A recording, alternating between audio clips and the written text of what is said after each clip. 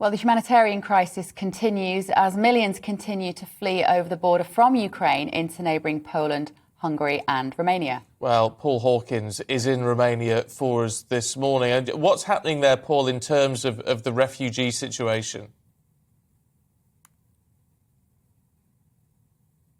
Stephen, from the Halmeu crossing in Romania, one of three major crossings anyway, on the Ukraine-Romania border. Just behind me, that is the frontier of the European Union, and on the other side is Ukraine. And then if we have a look in this direction, that is Romania. In the distance, there is the town of Halmeu. And just to give you the latest figures, these are from Romanian border officials on Wednesday. 21,000 Ukrainians entered. That is down 11%. 8,000 at this border. That's down 9%. 344,000 Romanians have entered Ukrainians, I should say, have entered the country. 80% of them have made an onward journey to another country, and we're told that that is because a lot of Ukrainians want to go to countries where essentially the economy is doing better, where the standard of living is a little bit higher, and so they're transiting through to other countries. But there are still plenty of Ukrainians, according to border officials, 84,000 still left in Romania who have ties to this country. The language barrier, less of a problem here than it is in Hungary. So just to give you an idea, at the moment, no one has come through the border crossing yet. They come through by foot.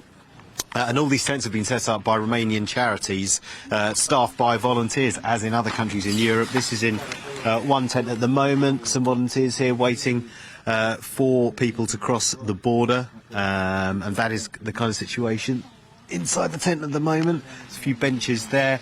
And then if we look over here, it's a familiar scene, one that we've been bringing you throughout the past 10 days, really, here. Some more volunteers through here, and then, as you can see, there's lots and lots of stuff that's been donated by charities. We've got some food here on this side, and at the back I know there's some toiletries in the corner, and another table in fact has been erected. That wasn't here last night. There were tables and chairs there last night where Ukrainians were sitting and trying to get some respite from the cold. In fact, we spoke to one couple last night. There was an Egyptian man and a Ukrainian woman. They had their daughter with them. They were trying to get to Egypt.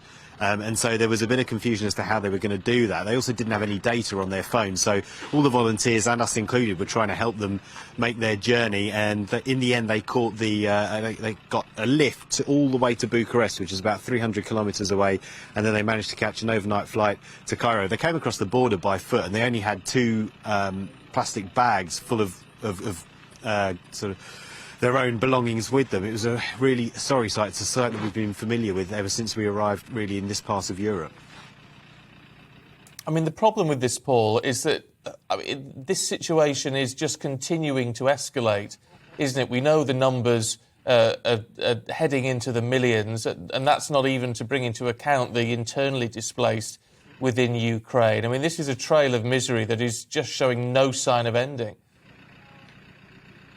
Yeah, it's difficult to see where it's going to go, Stephen. I mean, the UN think that figure of the number of people leaving Ukraine will top 4 million, and we're almost at 2.5 million. One would think it could even go higher than 4 million, and then 12 million internally displaced within the country. So it's hard to see where it's going to go. Also, that's the way it stands at the moment, with the level of military action that Russia has brought upon the country. That's only going to go up, and then we still have vast parts of the country, especially towards the west of Ukraine, that have yet to be properly attacked by the Russians. So one would have thought you're going to see a big surge towards that the border with Poland, and then indeed a surge towards here in Romania as well, as the conflict gets worse. I've got to say, Paul, you've been in Poland, you've been in Hungary, you're in Romania now, and amidst all the pain and suffering that you're seeing, are you heartened at all by what you see in terms of what the volunteers in all these countries are doing? Because this does bring out at times the best in people, doesn't it? It really does. It really does. I mean, as I was saying, as I've said all throughout our coverage, you simultaneously flip between heartbreak and heartwarming. You see the faces of the people. I mean, when we were in Hungary yesterday at a refugee registration centre, when we came in, there was a group of students from Nigeria and Comoros, and they were just they couldn't. There was nowhere to sleep. So they were sitting at the table, and they were just like that. And other people were slumped in the chair like that, and other people were just staring, and still had that look of disbelief that they couldn't quite take in what had happened to them. And then you had other families that were sitting around in chairs, just looking utterly exhausted. And it's heartbreaking to hear the stories, to see the goodbyes, to hear the crying, to see it, to the last embraces as those of a younger generation, granddaughters, sons, then wave goodbye to their grandmothers, leave them at the border and then head back into Ukraine. Really heartbreaking stuff, but then really uplifting to see the humanitarian effort that has swung into action from all nationalities, and the distances that some people have travelled here from Italy, Spain, Poland, Germany, and I know that aid has arrived from the UK as well, from volunteers over there. My own football team on a Sunday, they're sending a van over next week full of aid that they've gathered. So the response is incredible, and the lengths that people will go to help other people is very uplifting. And you see the best of people when just across the border there is the worst of people. Okay, Paul, for now, thank you. Thank you, Paul. He's doing such an amazing job. He was brilliant yesterday. We're going to drop in with Paul on and off throughout the show, so do keep watching.